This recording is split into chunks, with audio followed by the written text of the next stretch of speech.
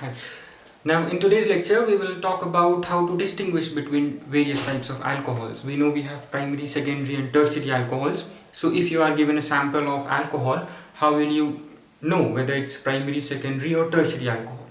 In this regards, we will be looking into two important tests. First is your Lucas test, right, and the second is your Victor-Mears test. So, and there are other ways as well, like your oxidation and your dehydrogenation.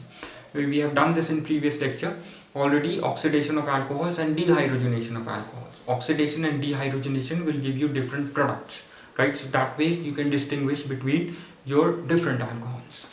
So let's first see your Lucas test. First test is Lucas test. Lucas test involves your Lucas reagent, right? Lucas reagent is an equimolar mixture of hydrochloric acid and anhydrous zinc chloride, right? So you take, if you are asked to do this in the lab, you take Lucas reagent in the test tube, add some drops of alcohol to it, right? Now when you add a drop of alcohol to the Lucas reagent, it will form alkyl halide, right? Now when this alkyl halide will get formed, this alkyl halide is insoluble, right? So it will form turbidity or cloudiness. When alkyl halide gets formed, turbidity, you will see turbidity or cloudiness in the sample, in the test tube, right? Now if this turbidity appears immediately when you add alcohol, it's a tertiary alcohol. And if this turbidity takes 5 minutes to form, it's a secondary alcohol. And if turbidity does not form at all at room temperature, it's a primary alcohol. Now why this difference in forming turbidity? Because of difference in reactivity of the three alcohols. We know that tertiary alcohols are more reactive, right? And then comes your secondary, then comes your primary alcohols, which are least reactive, right? We know that this is the order of reactivity of alcohols, right? Why this reactivity order? Because of the stability of carbocation that gets formed. 3 degree carbocations are most stable, then comes 2 degree, then comes 1 degree, right? So this is the order of reactivity of alcohols. Reactivity of your alcohols, right? Now let's first quickly see the Lucas test. Lucas test, right? It consists of Lucas reagent, Lucas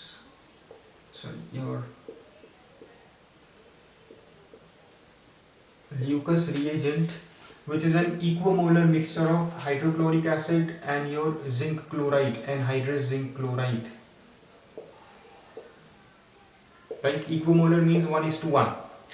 It contains same quantity of hydrochloric acid and anhydrous zinc chloride. So when you treat any alcohol, say ROH, right, with HCl, zinc chloride, say it forms RX, alkyl halide, we know, which is insoluble, plus water, right? Now it is due to the formation of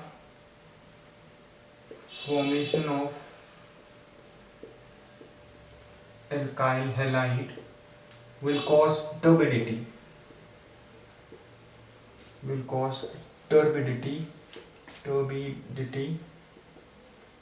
or cloudiness, right? Now if this turbidity with say tertiary alcohols,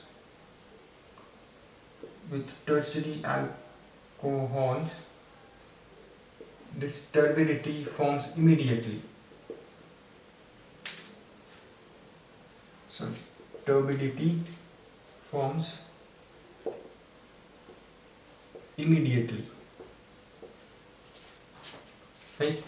Then with secondary alcohols, it takes 5 minutes for turbidity to form, right? Now if we talk about primary alcohols, no turbidity,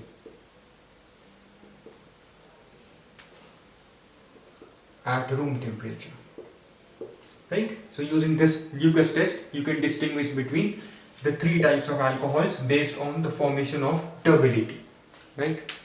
Now why it's taking different time for the turbidity to form because of difference in the reactivity of alcohols. We know that tertiary alcohols are highly reactive based on this sequence. Tertiary alcohols are highly reactive, that is why they form immediately turbidity. They form turbidity immediately because they immediately react with Lucas reagent. These tertiary alcohols will immediately react with Lucas reagent to form tertiary halide. Right, now this tertiary halide is insoluble, which will immediately cause your turbidity. Right, and your primary alcohols are least reactive, so that is why they will take time, or they will not react at room temperature, right, to form turbidity, to form alkyl halide, which will cause turbidity. Right, so no reaction means no turbidity. Right, and secondary alcohols are less reactive than tertiary, so they will take some time to form this alkyl halide, which will show you turbidity. Right, the second test now is your Victor-Mears test. This is important test. Victor-Mears test. Right, Victor-Mears test will involve treating alcohol with phosphorus and iodine to form an iodide. Now this iodide will react with silver nitrite to form nitroalkane. Right, now nitroalkane would be treated with nitrous acid to form different compounds, right, which when treated with an alkali, right, which when treated with an alkali will give different colors. Right, in case of primary alcohols it give you blood red color, in case of secondary alcohols it will give you blue color, in case of tertiary alcohols no color at all. Right, why? Because tertiary nitroalkane that gets formed from tertiary alcohols will not react with nitrous acid. Right, so no coloration. So now we'll just discuss that. Right, so this is your Victor-Mears test. Right, in Victor-Mears test you treat, this is your RCH2OH, this is your primary alcohol. Right, this when treated with phosphorus plus iodine it will form RCH2I. Now when this RCH2I is treated with silver nitrite it will form RCH2NO2. Right, when this nitroalkane is treated with HNO2 it will form nitrolic acid. Right, it will form nitrolic acid. The formula is RC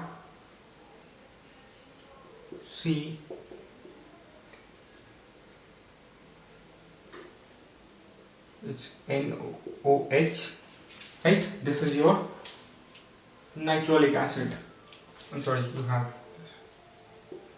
Right, now when you treat this nitrolic acid, right, with an alkali, sodium hydroxide, what you will get is a blood red color. Right, but this happens with only primary alcohols. Now coming on to, this is for your primary alcohol. Coming on to secondary alcohol. Same secondary alcohols, it contains two alkyl groups, CHOH. Right, when treated with phosphorus plus iodine, it will give you R2CHI, alkyl halide, which is treated with silver nitrite to form R2CHNO2, which is further treated with to form R2CNO2. This is your nitrolim. Right, what forms in case of your secondary alcohols is your pseudo-nitrol. Right, it will form pseudo-nitrol.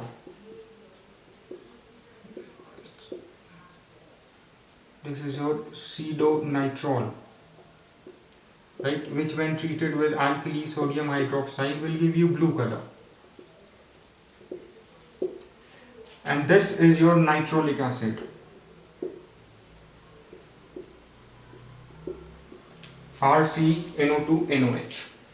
Similarly, if you have tertiary alcohol R3COH, right, will react with phosphorus plus iodine, giving you R3CI, which when react with silver nitrite, it will form R3CNO2. Right, and this will not react with HNO2, no reaction. right? So when this is further treated with sodium hydroxide, no color, right? This is your Victor's Mayer test, right?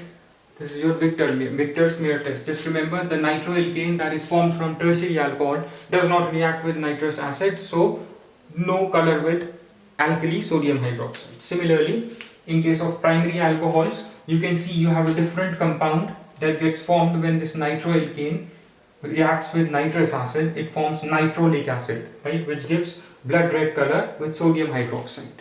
Similarly, when secondary alcohols will react, right, it reaches at this point where it forms this pseudonitrol.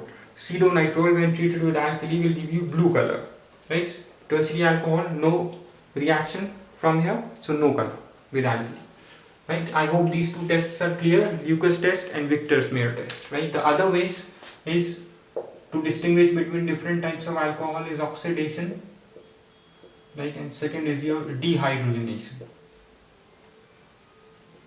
We know we get different products. With primary alcohols, it will form acetaldehyde, aldehyde,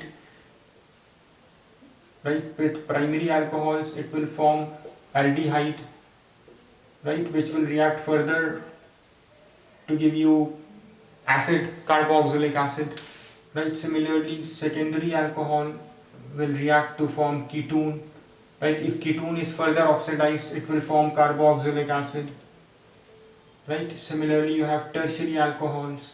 Tertiary alcohols will react to form ketones, right, which will oxidize to give you carboxylic acid. Here you get a mixture of carboxylic acid, right, in case of secondary alcohols. Dehydrogenation is, if you take alcohol vapors, you pass it over heated copper at the temperature would be 473 to 573 Kelvin. What you will get again is aldehyde, ketone and ketone.